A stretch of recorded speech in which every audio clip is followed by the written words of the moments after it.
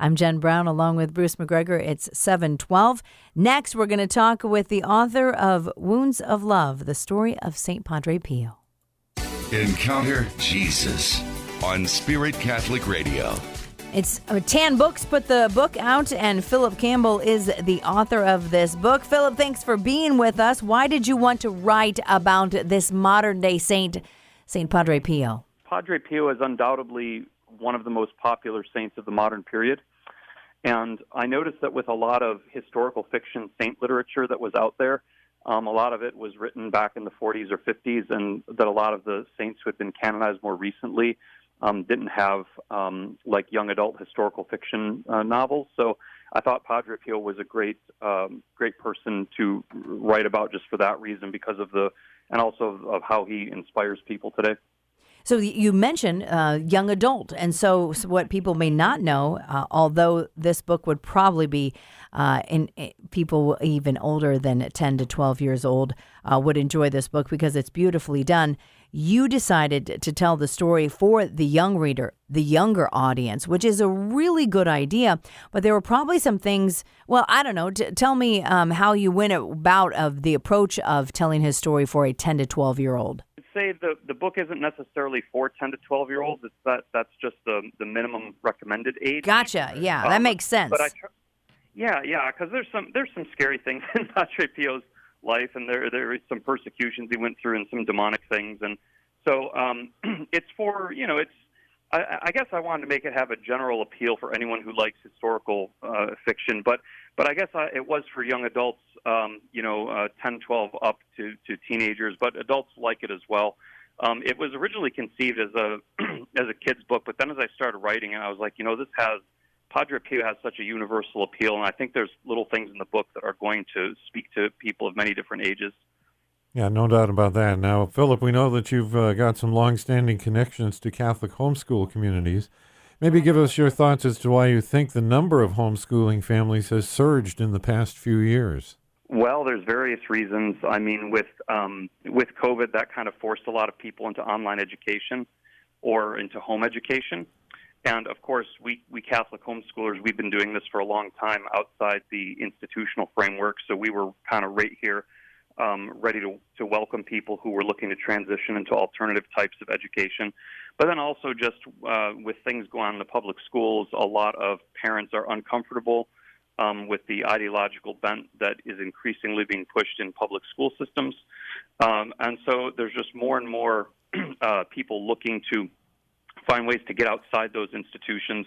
And there's more options for homeschooling now than there's ever been. There's more resources in terms of books and programs. There's more online offerings. So it just makes it a more viable alternative than it's ever been. We're talking with the author of the book Wounds of Love, the story of St. Padre Pio. Philip Campbell is the author of this book, and the book is suggested for any readers that are at least 10 to 12 years and older. What aspects of St. Pio's life that are most applicable, in your opinion, for the preteen reader?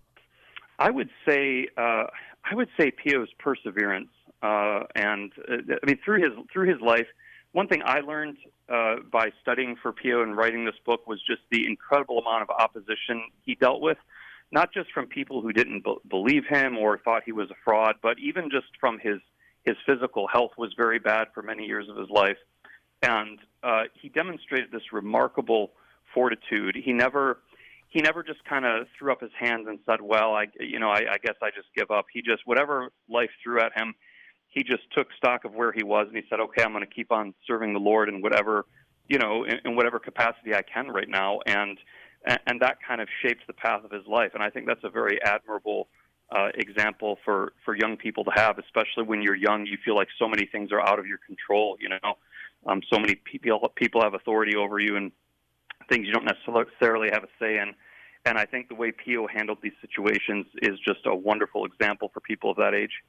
Wounds of Love is the book, the story of St. Padre Pio. And earlier you talked about it is for individuals who are fans of historical fiction. Did you mean historical nonfiction? No, historical fiction, which is the genre of the book. It's where, you take the core of a historical story, but then you kind of use creative license to flesh it out, to turn it into a dramatic narrative. So, as I say in the introduction of the book is not a history of Padre Pio necessarily. Like there are things in the book that I took creative license with. There's episodes that I made up. It's more of a dramatized narrative based on the life of Padre Pio. So I used his authorized biography from the Capuchins. The dialogue of Padre Pio in the book, much of it is taken from his actual letters and from things he actually said. But then, as an author, I took creative license to create the situations and scenarios to kind of exemplify Padre Pio's life and his spirituality. Although I should say, it does follow the overall arc of his life, in terms of the big picture. But as far as the little details, I use my imagination to kind of fill those in. So that's why it's considered historical fiction. With the children that are in the book. Yes. And so, Okay. but you do write, but you are the author of The Story of Civilization, a history series through 10 books. And so you enjoy delving into history a lot. Oh, yes, absolutely. And I hope that this book gets people interested in wanting to learn more about the history of Padre Pio, because he is such an inspiring character. So there's quite a bit of history in the book as well. But like I said, written in a dramatized fashion. Those who are familiar with Story of Civilization will understand the genre. It's like historical storytelling, if you will. I think that anyone who's interested in history at all is going to find something they really like in the book. Yeah, Philip, and let's talk about that a little bit, because in writing this and assembling this on such a marvelous saint and a contemporary saint that many people know in St. Padre Pio, what were some of the facts and historical context that came through as you were writing this that maybe caught you a little bit by surprise, or maybe you learned more about Pio in delving into this the way you have in this beautiful book? Yeah, well, one thing that really struck me was the way that World War I affected him, because he was coming of age right around the time the First World War broke out. He was just entering the Capuchin monastery. And at the time, Italy had a compulsory conscription law which mandated that all eligible males had to report for military service, and there was no exemptions for clergy or religious. So literally men who were in the monasteries or, parish priests, whatever, they had to report for military duty. And Pio was forced to leave the monastery and go serve in the military. He'd been called Pio for years, and he had to go back to being called by his birth name. And there's a amusing story where he can't get used to people calling him by his birth name because he's used to being called Pio. But he doesn't want to fight because of his vows, and so they allow him to serve as a medic. And it's in World War I that he conceives of this special concern and care for the sick and wounded as his training as a war medic. And this is going to kind of sit within him for several years until many years later it blooms into his idea for the great hospital that he will build, which was his great life's work. And I just didn't realize that had started through his work as a medic in the First World War. Oh, yeah. Yeah, amazing. Also, tell us a little bit about Philip, the author of the book Wounds of Love. Tell us about the penitents waiting for Padre Pio outside the confessional. The daily thing that went on, waiting for him to offer confession, and how long he would be there offering confession. Yeah, well, he won a reputation as a confessor pretty early on, and people came from all over to go to confession to him. The lines could be extremely long. He sat in there for 8 hours at a time, and eventually the Capuchins had to assign friars who would kind of manage the line. They had to put up, I'm drawing a blank, the things like that you corral people through when you're standing in a long line, like to get on a roller coaster. Yeah, stanchions or whatever, yeah. Yeah, they had to put those up to keep the line under control. And then so many people would come that they had to institute rules that you could not confess to him more than once within a certain time period. Once, I can't remember if it was 3 weeks or 4 weeks. But just the surge of penitents that wanted to confess to him was so vast that they had to create a whole infrastructure to manage how people accessed him. And he never complained about it. He figured this was his vocation, was to hear these people's sins and to bring them back to reconciliation with God, provided they were sincere. He was merciful and compassionate towards the sincere, but he had very little patience for those who came to the confessional who were seeking to justify themselves or make excuses. And there's plenty of famous anecdotes about his encounters with those people. How does that play out in your book, Wounds of Love, him reading hearts in the confessional?